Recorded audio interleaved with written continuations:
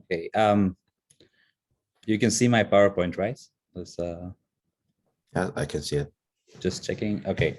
And also, can you see my face or not? Because I will do some gestures. Like maybe, yeah, we'll come to that. Okay. So originally I had planned to do like a little bit more, but like sort of different topics in the abstract. But my colleagues and I felt it was probably better to go in depth on one.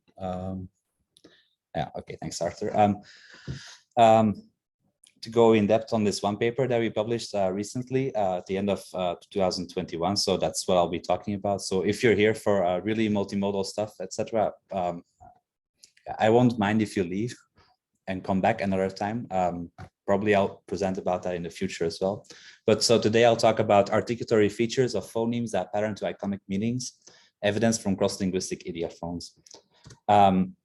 So this is a paper I wrote in heavy collaboration with my with our team at the University of Hong Kong. So our PI, Youngah, and Arthur Thompson, who is also here today. And the paper itself was published in Cognitive Linguistics 2021 here. You can find it's open access because we got editor's choice for that paper. So and the prize was open access. So and if not, always just email us, right? There's also an OSF repository with the data. So if you ever are interested in like following up, that's where you can do that. Okay. So the main question that underlies this paper is actually, is movement meaningful for ideophones? And it kind of follows from the observation that ideophones often occur with gestures, as we all know, right? So a well-known example, I think, or one I like quoting is Polang from Pastaza Quichua, which either means like a manatee gliding through the water, across the water, or the manatee, the animal, right, gliding up to the surface of the water. So here's a still from a clip in which the informant is depicting that. So like she's saying something and then suddenly she says, Polang. So like at the same time, the hands lateral upwards going outward.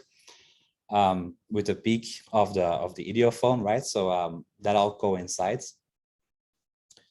And of course, we already know since at least 1965 that ideophones are often called performances, like mini performances, which might be due to their inherent imagistic meaning.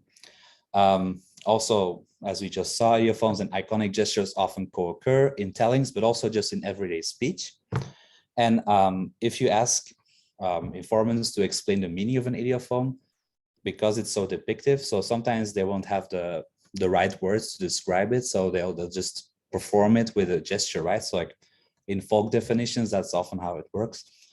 So here's another example of that. So Gili Gili from Mark's work on Siwu, when asked what does that mean, oh well, something ise Gili Gili Gili Gili Gili. It's circular, and at the same time, gili gili, like drawing this circular motion in the air to just basically show what it means. Okay, so then our idea was basically if this gestural movement often occurs with ideophones, well, there's also, of course, movement going on in your mouth in the speech stream. So because this paper already dates back quite a while, because I think it was like part of, well, the first conceptions were part of Arthur's dissertation. So finally we can see like the result, right? So, and at that time there was this very interesting study by Tights et al. Who asked participants to basically come up with onomatopoeia, like invent them, right? Given like maybe like prompts like to hit or to bang or something, right? And then they looked at the real world physics in the lexical creation of those onomatopoeias, also like to the normal IPA classifications, right? But the idea is basically if you have a word like or a syllable like fong, you would score it for either having a maybe like plus consonant, like the segment F has like a plus consonants, right? There's continuance going on there as well. And U is like sonorant, syllabic, etc. And then this way you can get like a nice collection of like ones and zeros, and also scores in a vector for that. We don't really go that far, but the idea of like using these like real world physics is actually something that we like tapped into. And we're actually very happy to see, also glad that Bodo is here, like the recent roughness paper that came out. So like where the trilled can be understood as a trilled roughness. So that's also something very interesting they did. So they found that in, like in languages which have a trilled R, is more often associated with roughness than with smoothness, while other what's that called, like other realizations of R phoneme, like rhotic phonemes, like that wasn't the case. And there's a really nice quote. In contrast, the most varieties of present-day English, the R phoneme is a rhotic approximant. In this untrilled form, the articulators approach each other, but without creating a full closure. Despite the different realization in these two languages, we consider that trilling may still be the key phonetic feature underlying both results. And that is for two reasons, but I only quote the first here. Auditory roughness is characterized by amplitude variations that are also characteristic of trills. So there's also something physics going on, right? Which due to their intermittent airflow vibrated with a frequency of 20 to 30 hertz, depending on the language. And then there is a clear analogy between textural roughness, which is characterized by the spatial frequency of grating patterns and trills, which are the only speech sounds categorized by intermittency. So this recent paper, like 2022, right, that came out, like it was actually very good to see that happen. So it's kind of like a converging evidence, because we were also thinking in terms of analogies, right? And that's what I will explain now. So one can understand, for instance, how ding dong could be a good mapping for a bell tolling. You can kind of explain it in terms of like this EO ablaut with perceived movement, perceived fluctuation in pitch, and this engma, this perceived reverberating of the bell. Ding is kind of like the sound that keeps on going, right? So those kind of like explanations at a language particular level are not that far off or not weird to us, I think. In fact, there's many different language specific descriptions. Here are just some people that have worked on them. And I think maybe the most elaborate one or like well-known one is Amano's. Here is her book, The Sound Symbolic System of Japanese. So with an example like Poka Poka, which my dictionary app just calls pleasantly warm, nice and warm. So that's kind of maybe like an advanced or not super iconic meaning. But the second one that it gives, repeatedly hitting someone again and again, which I'm trying to illustrate here with a fun picture, it's kind of like this kind of sound, like a dull, hollow sound, right? And she says that it's actually explainable by the root structure or the phonosemantic tier mappings of the root. So one poka, for instance, the first consonant will denote haptics, in this case, a tense surface. The first vowel size, intermediate size because it's an O. K is the second consonant, K here, movement, in-out movement. And then the second vowel is area. So here is a large area because your mouth is open, right? Where then the meaning of pleasantly warm, nice and warm, that extension or something comes from, I don't know. But for the repeatedly hitting someone again and again, that really makes sense. But it's also problematic because, well, we're definitely not the first ones to say this, but because Hamano assigns meaning to every segment in the root, you kind of overlook that some vowels basically influence each other. Also the templates, Japanese has like this kind of strict templates for ideophones and mimetics, so like ABAB, ABN, so like things like pokan, ABRI, pokari, gemination, pokato. So these are very salient in Japanese, but not necessarily translatable to other languages, let alone the different phonotactics or maybe kind of want to say constraints, because Japanese kind of has like a small inventory of possible combinations between vowels and consonants, right?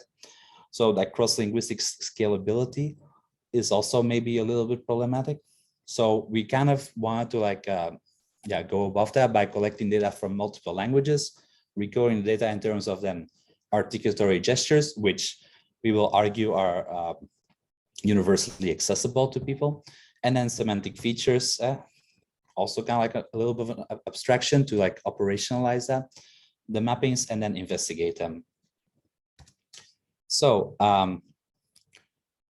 why focus on the iconic vocabulary? So we think because ideophones are easily learnable by speakers from different language backgrounds, which has been proven in experiments, and they're also more easily guessable, I would say too. So the iconicity may be related to the gesturally imitative nature, right? That's not that far of a stretch, right? That's actually what they're tapping into. So if we then understand how movement or gesture is meaningful in the context of ideophones, then we should be able to know why the sound meaning correspondences exist and what properties make speech sound imitative. And so we say like, well, if we first observe all of these things in the iconic lexicon, for which, you know, like yeah, if we don't observe it there, like it's highly unlikely that it will be observed in a general lexicon, right? So that's why like a reason to stay within ideophones. And then also just kind of like as a sandbox to like test this hypothesis. So to see like if some predictions that were made previously in the literature really do exist across different languages, like despite maybe being formulated only for like a subset of languages or only one language. So in that way, like we think this is kind of like a good way to like keep our data, nice and concise. And then of course to see like these articulatory properties, right? So as I mentioned, most of the preceding work came from Arthur's dissertation in 2019, chapters 3 and 4. So he collected data from 13 languages. And you can see they're all areally quite widespread. So that's a good thing to start with. Genealogically, you might say there's many from the Niger-Congo family, but that's actually also a family that's mostly defined in terms of areality. So it's okay, I think. Missing maybe our European languages and Australian languages, but even so, there's a good robust set and at least 45 idiophone types per language. I think initially they collected maybe 20 types more or something, but afterwards it was brought down to 1,860 after some were thrown out in the recoding. So that's the number that you see here as well. But I'll come back to that in a second. First I'll drink. Glug glug. Okay.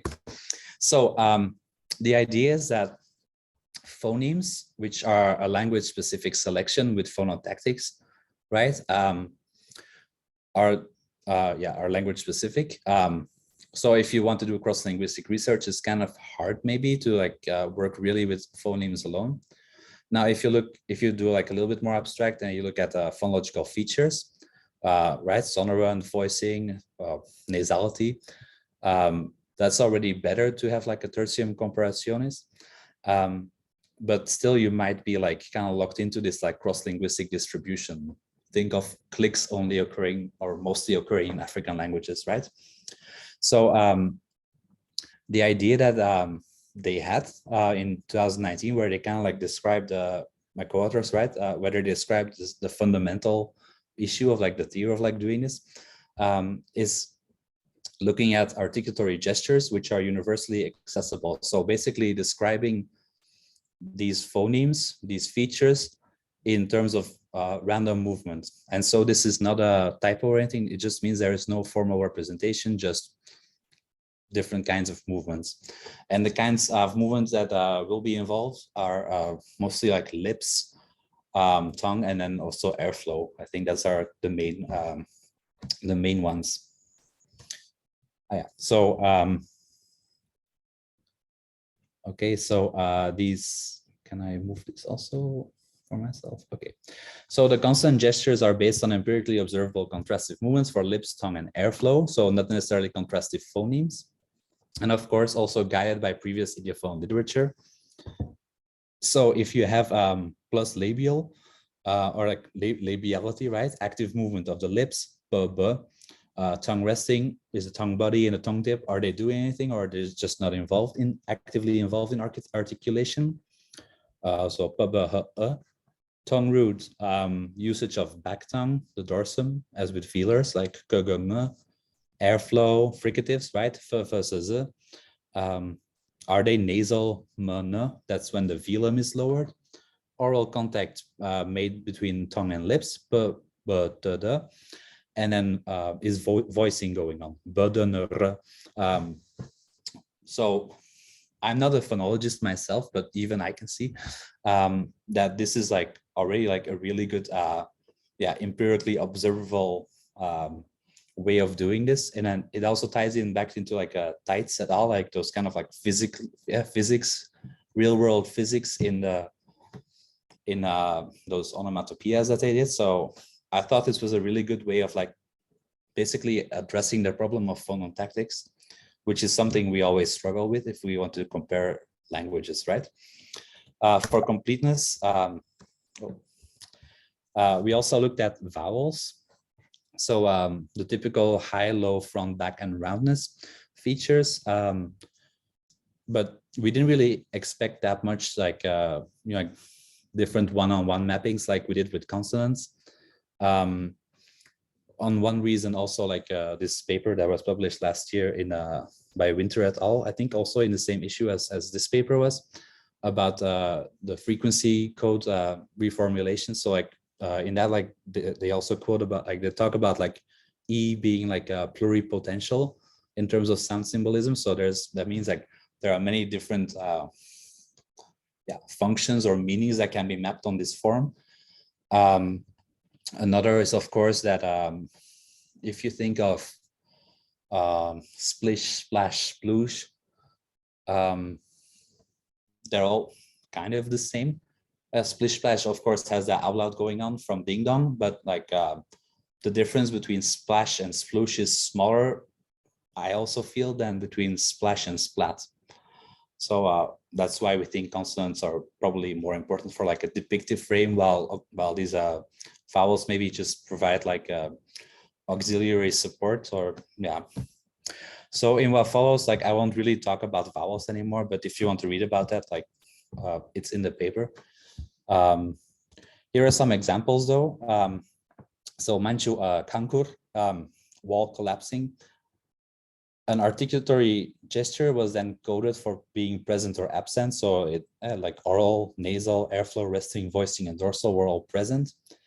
Important, just like with Tights et al, not mutually exclusive. And then this also took in the whole item into account when assigning. So not just the onset or like, like the final or something. So like the whole word. And also, so we didn't really count like gemination or like doublets, right? So like it's not like something became more nasal if there were like multiple nasals present. That was not the object here of like our study. So we have our form already. Now the meaning side, if we want to do a form meaning mapping. So for this one, we looked at, we started from Dingemans' well-known semantic hierarchy, implicational hierarchy, published in 2012. So I guess most of the audience here knows it, but I will still kind of try to explain. So if a language like, let's say Japanese, has ideophones that depict cognitive states, then it should also have ideophones that depict other sensory perceptions, visual patterns, movement, and sound. But for like English or my native Dutch, like we kind of like get stuck here at visual patterns, sound, movement, visual patterns, but not necessarily do we have like other sensory perceptions or cognitive states. So starting from that point, we then operationalized it. The sound in general sound category, then also inanimate versus animate, and animate split between human and animal. movement as motion and also wind. Wind is kind of special, but kind of follows from the literature where they often talk about that. Visual patterns, just appearance, which may not be the best one. I'll come back to that in the kind of conclusion discussion part, just kind of like a chunk appearance. Other sensory perceptions, well, we looked mostly at friction, so the rubbing together or rough contacts of surfaces, but it's not necessarily like the same as the roughness that like the roughness paper talked about, right? And then cognitive states, here we just operationalize as stylicity. Yeah, so this is kind of like a small set, but like also in this sandbox to see if movement really can be meaningful, like it's a good way to start. So looking at the same example, Frankfurt wall collapsing, when you think of the wall collapsing, that often probably would make a sound, there would be emotion involved. So also something visual, so appearance, stylicity, like it collapses and then it collapsed. And there's probably also some sound involved, so like loudness, loud sound, yeah. So this was also coded for being present or absent when it was clear for their dictionary entry. And then also they were not mutually exclusive. So this is not Katzian semantics or something where you just can do calculus with the features and get something. It's more just what is inherent, sufficiently clear from that dictionary entry or not. Now, of course, like one could maybe argue like, oh, the wall collapsed because wind was present or something, but that wasn't present in the definition. So that's why it wasn't coded here. And I should probably also mention that if an idiophone had like two different meanings, so like a number 1 and number 2, then that was like split basically in like a tidy version, right? So with the first meaning, the second meaning, so they could be coded like separately. There's a small example of that in a second. And so what we did then was after the coding, we went to 2 raters, native speakers of English, who did not have access to the idiophone, but could see the definition and the coding, and then could basically say whether or not they agreed with it or not. And based on that, some items were thrown out, and that's how we ended up with 1,860 types. Okay. So in our sandbox, the first thing, of course, you need to do is see if what people previously predicted or observed, if that's also really true or not. So the first prediction is plus airflow is associated with wind or with friction. So that kind of follows from the idea that fricatives have a narrow opening in the oral cavity. And so, of course, that would make sense to map that onto wind and friction. For instance, in Uyghur,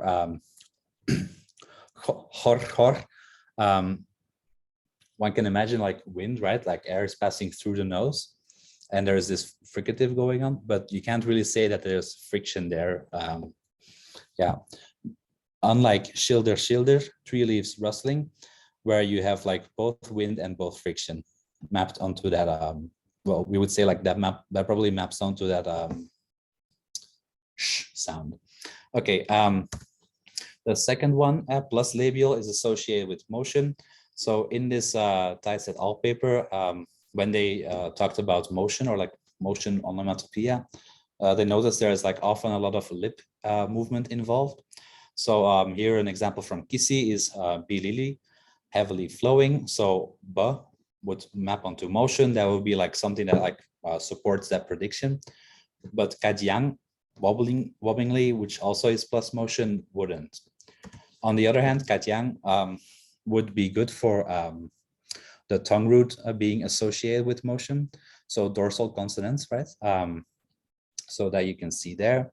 And then the last one is the absence of airflow. So not a negative or something, like absence of airflow being associated with plus telic, so plus telicity.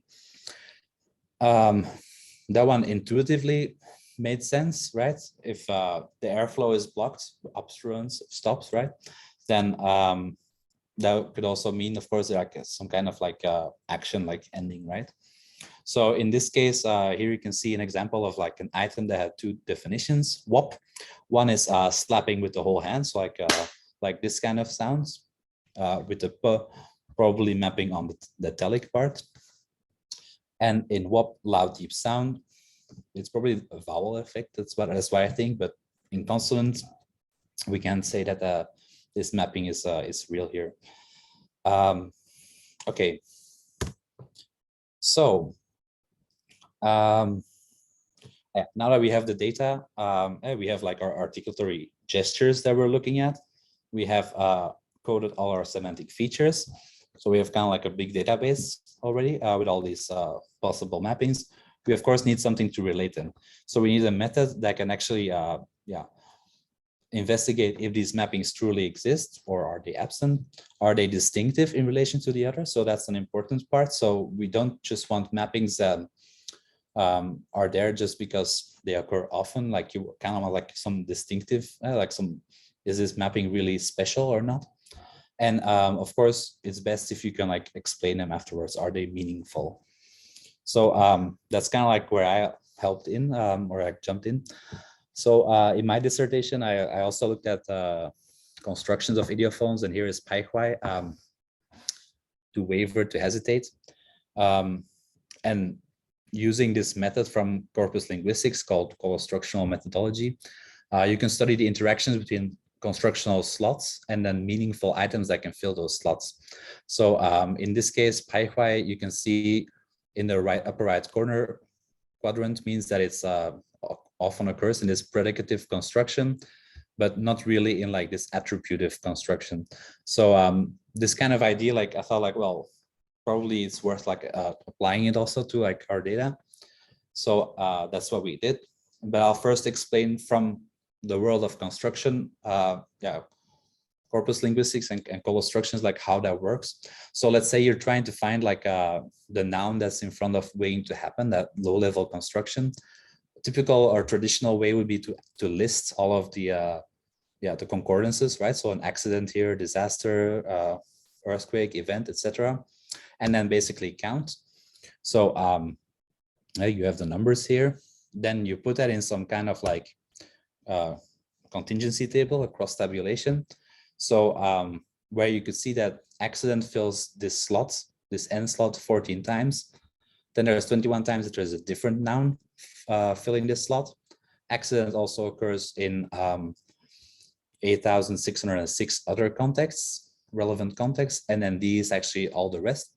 And so by doing letter math here, like A plus B is A plus B here, A plus C is 8,620, you can get this kind of schema. But then you do that for every noun, or like for every item that's of interest, right? So like the next one would be disaster, right? And you get like slightly differing numbers.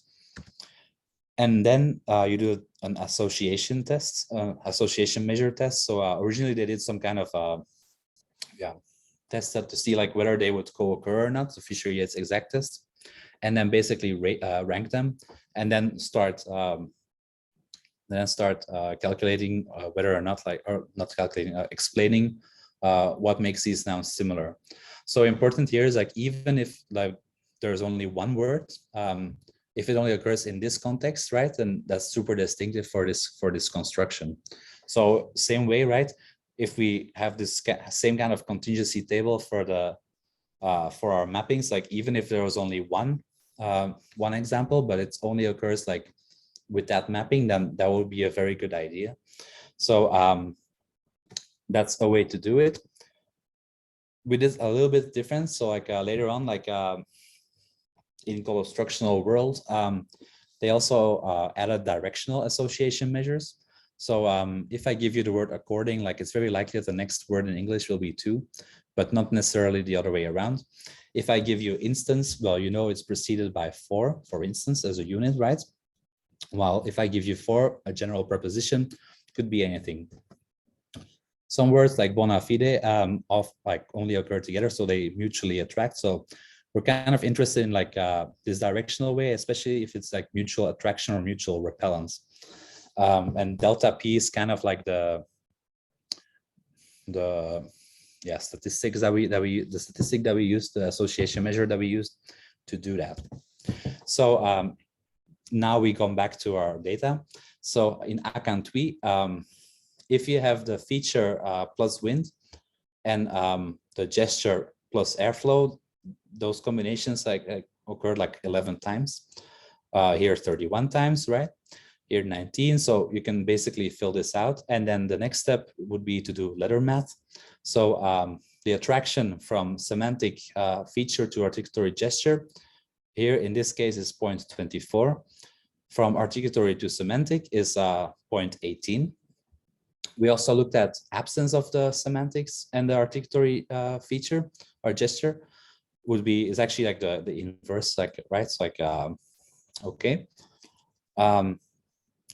So what's important here already, you can see that there is mutual attraction, like if these two are present in an item. But semantic slightly attracts the articulatory gesture a little bit more. So the next step then, of course, is doing that for all 13 languages. And here you can see the 0.24 and the 0.18. So they're present. If you list them, and like what's also good in this case, wind and airflow, everything was positive. So that means there is mutual attraction all over the board in all 13 languages. And so if you plot that, you can kind of get this kind of plot. So blue is kind of like the inverse ones, but I'll be mostly focusing on the reddish ones with ugly green. I don't know why I chose those colors. Sorry. So these ones, you can see that in 13 languages, just like we just said here, these numbers, right? Like every dot is a language, like the value for a language. And you can see that like in all 13 languages, there is positive attraction between the semantics and the articulatory gesture for airflow and for wind. For friction, it's also a pretty good story. So in 12 cases, we have this upper right quadrant here. Only one time we have this lower left quadrant. So that's when we basically decided that probably we should have a cutoff point, and we settled on 11 or more languages, like to count it as mutual attraction. So once again, this wind here, like 13 languages, friction and airflow 12, and then motion and labial also 12. And it was good to see this in our sandbox because these three were like predictions that we made. So and then we can, of course, they're distinctive, and now we can justify them. So wind and airflow, probably continual airflow is probably analogical to air movement. That's the mapping probably. Airflow sibilance is then analogical to sibilance of friction and or rubbing together of two surfaces. The movement of lips analogical to motion depiction. There's also some mappings we didn't really predict. So for instance, voicing, right? Vocal folds being mapped to appearance. I still don't really know like how we can explain that. So maybe appearance is just too bulky. Yeah, if you have any like ideas about that, like you can always write to us. We're open for it. But motion and tongue resting, telicity and tongue root, and then wind and tongue resting. You can also see these justifications here, right? So like tongue resting allows for movement of the lips to depict motion. So that's probably what happened there. In these items, like across 13 languages, the occlusion of airflow, end of an event. And then of course, and then lastly, like tongue resting allows for airflow to exit the mouth uninhibited. So that's why wind and tongue resting are probably associated. Also interesting, mutual repellence. So now we look at the lower left quadrant of these plots. So here you can see that basically some combinations of articulatory gestures and semantic features don't really occur often, like they kind of like repel each other. So that's maybe also some good information to know, like, and then to find out. So this is also about the voicing, right? So voicing and sound, voicing and friction, voicing and human vocal, and voicing and wind.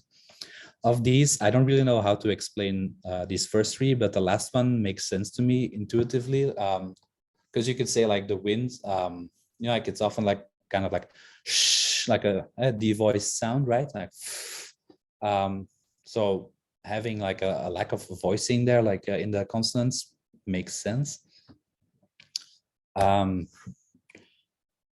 Then these three, friction and velum, wind and velum, and wind and tongue root are also like similar, right? Yeah. Okay, so that's kind of like the idea of the paper. And now I already arrive at the conclusions. So first, because I'm leaving out like some parts that are in the paper as well, like we also did a regression model, etc. But I don't really want to go into that right now because when I practiced, I was already running out of time. So yeah. So conclusions, we confirmed the number of predictions in literature. So good in our sandbox, like this seems to work, this mapping, right? Airflow associated with wind, airflow associated with friction, labial associated with motion. The third one, tongue root with motion, we didn't find, but that's also because our cutoff point was 11. If it had been 10, then we would have found it as well. So that's, yeah, a consequence of that. So might still be there some way, right? And then airflow associated with, absence of airflow associated with stylicity. So that one, because it's kind of like formulated like, yeah, not as operational as it could be. We didn't really find that, but there is like a strong kind of like linear, almost like relationship between them. So, and so that's the part of the regression model. Like you can look at that. But so yeah, that's that prediction. Maybe more important is that, so we find that 4 modes of articulation create robust cross-linguistic patterns with regards to imitative meaning. So you have like your lip movement, tongue in resting position, airflow, and then involvement of the tongue root. So that's already like a good finding, I think, for moving forward. Also, we find once again that there are some modes of articulation that don't like to be associated with certain semantic features. So this mutual repellence, right? For instance, velum and friction, tongue root and wind. I think as a method, and it's kind of like what I really like, is that co-structural methods like do make sense also like for looking into this, because they really focus on this distinctive nature of certain mappings. And then maybe the most exciting part of this paper is that incorporating movement in the speech stream is yet another tool in our toolbox to understand how ideophones work. So before it was kind of like, well, we know gestures, right? But the movement in gesture, the timing often occurs with the peak of the idiophone, right? Polang. But it's also been found that there's often no gestures available for sound ideophones, call them onomatopoeia. So articulatory movement may then suffice for this iconic grounding. So I feel like with this paper, like we went like another step in that direction of like figuring that out. There are some disclaimers or like, like limitations, as there always are, right? So maybe like the phonotactics from individual languages should be more incorporated. Although we try to transcend that basically by looking at articulatory gestures like this movement. Also frequency effects, which is something I'm kind of concerned about, like just in a lot of literature. Like, should we just incorporate every word from like a word list, or should we also couple that to like a familiarity rating or like a, or like a corpus observation? Like, yeah, I have thoughts about that also. For instance, like the Pokemonastics research, like we can talk about that as well. But maybe also like a more elaborate, more narrow, maybe semantic classification. So like this appearance that we found, like the mappings are still kind of hard to explain. Maybe if we tease it apart into like size, shape, and color, it would have been better. So it could be like part of a follow-up study. And then of course, including like this rough texture, right? And if somehow like both the articulatory gesture had something that like was about trilling really, and the semantics really had something that was about like roughness, there might have been something there, but as of now we didn't really include that. So those are like exciting things for the future, I would say. But I guess the take-home message really is that mapping articulatory movement onto gestural movement in the iconic lexicon can help us to better understand how ideophones work. So if we understand that, right, like these articulatory movements, they are universally accessible, then we can also probably explain maybe a little bit better, like how guessing studies, the results that they will generate, maybe some early learning effects, like where little children might not have access really to like all the gestures because they maybe can't see that much or like clearly yet. But like if it's really like a movement in the sound stream, then that's maybe like where the iconicity is tapped into. And there's probably some other effects as well. So that's why I just put other effects as a general placeholder. Okay, so that's kind of it. Thank you so much for listening. So once again, our paper is here, like cognitive linguistics, articulatory features of phonemes, pattern to iconic meanings, evidence from cross-linguistic ideophones. And yeah, that's kind of where my presentation ends.